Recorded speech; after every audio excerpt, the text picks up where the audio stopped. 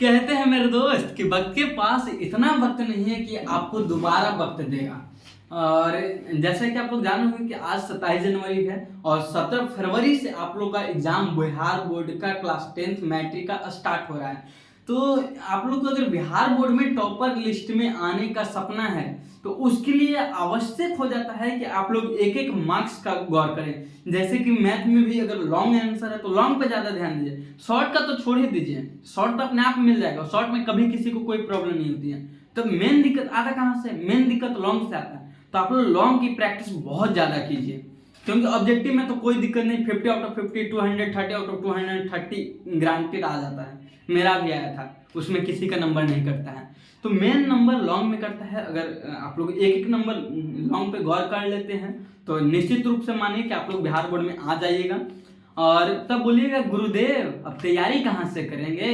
तो गुरुदेव अगर इसीलिए हम लोग ने संस्कृत की जो अथी लाए हैं, संस्कृत के टॉप 7 निबंध, जैसे कि आप लोग जानते भी होंगे कि एक निबंध हर साल ग्रांटेड आता है और 7 नंबर उस संस्कृत एक ऐसी भाषा है जिसमें अगर आपने चाहा तो एक नंबर भी नहीं कटेगा, 100 आउट ऑफ 100 आएगा। और चाहिएगा अगर इसको टफ बना के रखिएगा तो आपका 60 भी आना मुश्किल हो जाता है, क्योंकि देखने में टफ लगता है लेकिन अति सरल है, इससे सरल हो ही नहीं सकता कुछ। तो हमने टॉप 7 निबंध सिलेक्ट किया है जो कि ग्रांटेड आता ही आता है, प्रत्येक साल आता है।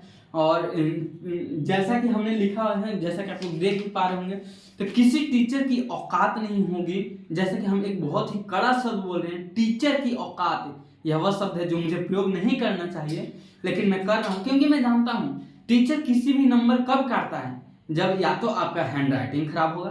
तो हैंड राइटिंग बहुत अच्छा करके रखना है, क्योंकि अगर बिहार बोर्ड की सपना देख रहे हैं तो हैंड राइटिंग निश्चित रूप से अच्छा होना ही चाहिए।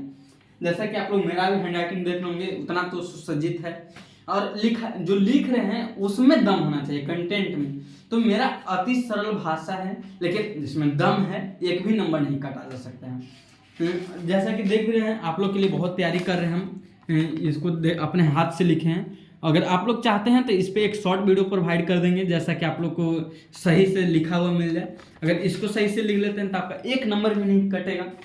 आप चाहें तो इसको रट भी सकते हैं, रट के जाइए, कैसे जाइए, लेकिन इसको ही एग्जाम में 2 कॉपी लिख के आइएगा। हम जैसा कि हम लोग भी पिछले साल बहुत से अथी लगता था कि यार कहाँ से एक टॉपिक मिलेगा। जैसे हिंदी में निबंध तो मैंने बहुत अच्छा लिखा था, लेकिन सबको लगता है कि कहाँ से खोजे वो सही कंटेंट, मिल ही नहीं पाता है। अगर आप मुझे फॉलो करते हैं तो आपका 100% एक नंबर भी इसमें नहीं कटने देंगे।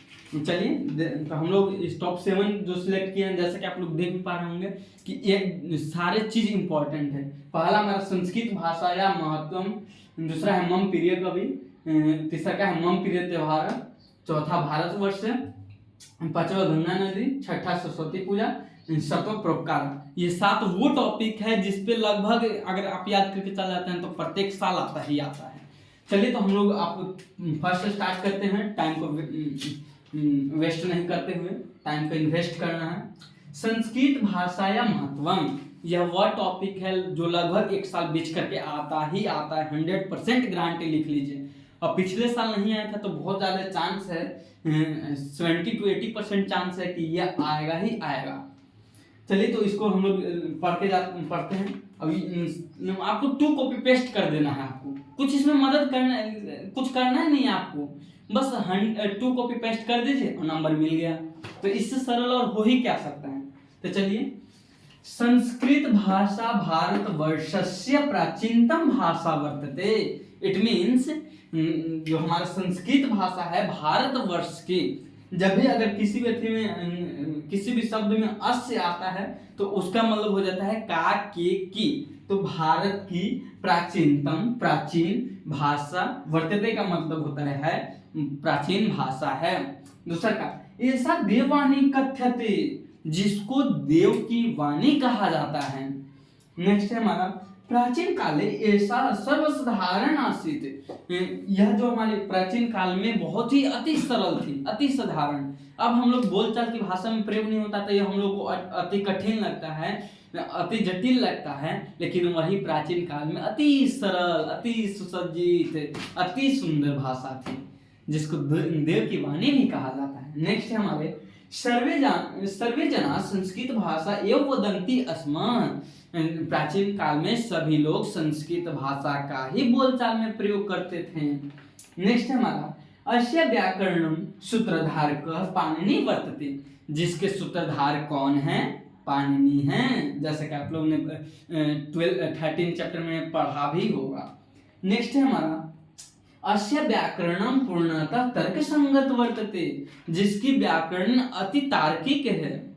नेक्स्ट है हमारा अतएव उच्यते संस्कृति संस्कृताश्रिता। मीन्स जो हमारे कल्चर है, हमारी संस्कृति है, वो किस पे आधारित है?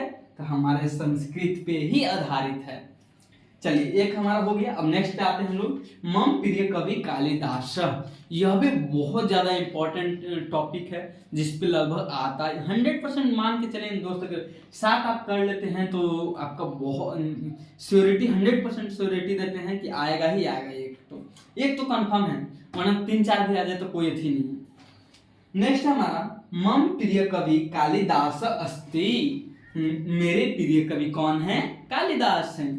जब भी अगर आप लोग जो टॉपिक लिख रहे हैं उसका शीर्षक लिख रहे हैं यानी हेडलाइन लिख रहे हैं तो उसके नीचे अंडरलाइन इस प्रकार से, जो थर्ड लाइन है जो 2 अथी करके उसके बीच में से निकाल दीजिए। बहुत ही सुसज्जित लगेगा, टीचर को अट्रैक्ट करेगा कि आपका एक भी नंबर नहीं कटे। नेक्स्ट है हमारा भारतवर्षे अनेका कवि संति। भारतवर्ष में अनेक कवि हुए। तेसु जिनमें से कालिदास श्रेष्ठ। जिनमें से कालिदास क्या हुए? श्रेष्ठ हुए, अति प्रमुख हुए। सबसे प्रमुख कवि कौन हुए? कालिदास हुए। असौ कवि कुलगुरु कथते। जैसे हम लोग की कहते हैं कि फादर ऑफ फिजिक्स तो कौन कहते हैं? न्यूटन। उसी प्रकार हमारे जो कवि के कुलगुरु कौन हुए? तो हमारे कालिदास हुए। नेक्स्ट है हमारा स यानी वह होता है। अगर स्त्रीलिंग के रूप में हम लोग प्रयोग करेंगे तो सा हो जाएगा। स विक्रमादित्य से, यहाँ पे भी देखिए अस आ रहा है तो काके की लग जाएगा। स यानी कालिदास विक्रमादित्य के सभा कवि आसित। आसित मतलब था, वर्तते यानी है, अस्ति यानी है, तो यहाँ आसित है तो थे। जो कि सभा कवि हुए किनके दरबार में? कब? विक्रमादित्य। जैसे आप लोग जानते भी होंगे विक्रम और बेताल की कहानी तो बहुत ही फेमस है, गली गली का बच्चा जानता है विक्रम और बेताल की कहानी। तो उन्हीं के दरबार में जो कि उज्जैन के राजे थे वहाँ सभा कवि हुए। नेक्स्ट हमारा स विक्रमादित्य से 9 रत्नेषु एकम रत्नम अस्ति आसीत। जिनके 9 रत्नों में से एक रत्न कालिदास भी हुए, कालिदास भी थे। अतः कालिदास विश्व साहित्य मुकुटमणि वर्तते। जो कि विश्व साहित्य में क्या प्रसिद्ध हुए? तो मुकुटमणि। मुकुटमणि का अर्थ तो आप लोगों को पता ही होगा। मुकुट यानी सिर और मणि यानी बहुमूल्य चीज जिसका कोई मूल्य नहीं लगाया जा सकता है।